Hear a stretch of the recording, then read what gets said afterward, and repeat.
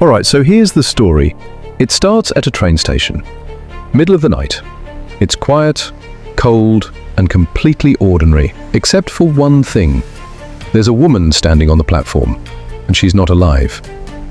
Her name is Lisa. The thing is, Lisa doesn't remember how she got there, or why she's stuck. She doesn't even realize she's dead at first. She just knows something's off. People walk right past her. No one sees her. No one hears her. But she sees everything. And then, just when it starts to feel like this ghostly limbo might be her new normal, it happens again. Another person dies. Same place, same platform, but this time, Lisa witnesses it. And somehow that moment wakes something up in her.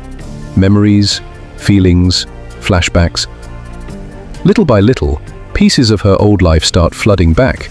We find out Lisa wasn't always stuck on platform 7. She had a life, a job, a home, friends, and a boyfriend, Matt. A respected doctor, well-spoken, charming, the kind of guy people trust right away. But behind closed doors, things weren't so simple. The story shifts between two timelines, Lisa's ghost present and the events that led up to her death. And this is where it gets deep, because the more she remembers, the more we realize Lisa's life wasn't just tragic, it was complicated, and something was terribly wrong. Enter PC Akash Lockhart, a young, curious police officer. After the second death at the station, Akash starts looking into Lisa's case. On paper, her death was ruled an accident, suicide, case closed. But the details, they don't add up. And Akash can't let it go. He's the only living person who seems to sense Lisa's presence, even if he can't explain it. As he digs deeper, things start to connect. Texts, CCTV, conversations with Lisa's old friends. There's more to the story than anyone knew. Meanwhile, Lisa's trapped in this weird limbo, reliving moments from her past. We see flashes of her relationship with Matt. At first, it looks perfect. But then we start to notice things, little signs. The way he talks to her, the way she stops seeing her friends, the way he always seems to know where she is. It's subtle. That's the scary part.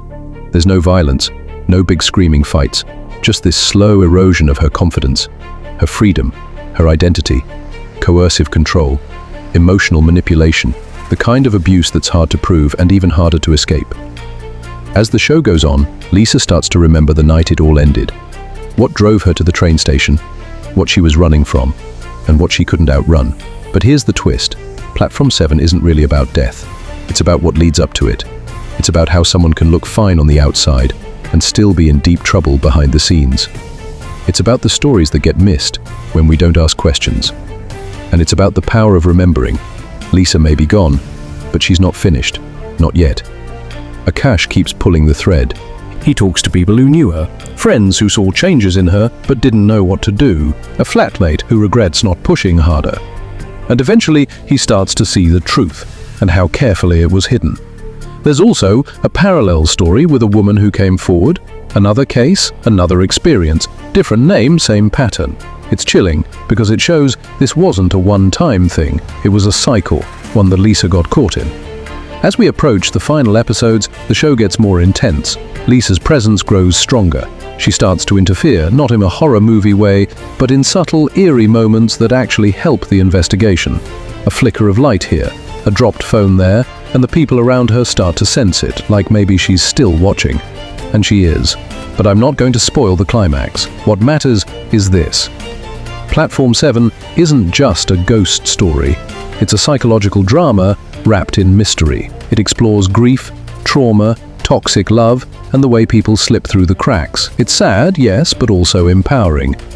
You'll be asking yourself the whole time, what really happened on Platform 7? And when the truth finally comes out, it's more human, more painful, and more real than you think.